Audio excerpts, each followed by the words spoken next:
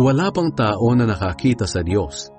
Ngunit kung nagmamahalan tayo, ang Diyos ay sumasa atin at lubos na natupad ang Kanyang pag-ibig sa atin. Nalalaman nating tayo'y nasa Diyos at ang Diyos ay sumasa atin dahil ibinigay niya sa atin ang Kanyang Espiritu. Nakita at pinatotohanan namin na isinugo ng Ama ang Kanyang anak bilang tagapagligtas ng mundo.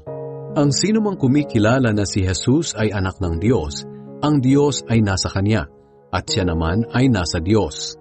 Kaya nakilala na natin at pinaniwalaan ang pag-ibig ng Diyos sa atin. Ang Diyos ay pag-ibig. At ang nabubuhay ng may pag-ibig ay nananatili sa Diyos at nananatili rin sa Kanya ang Diyos. Sa ganitong paraan ay naging ganap ang pag-ibig sa atin. Kaya panatag tayo sa pagdating ng araw ng paghuhukom. Dahil ang pamumuhay natin dito sa mundo ay tulad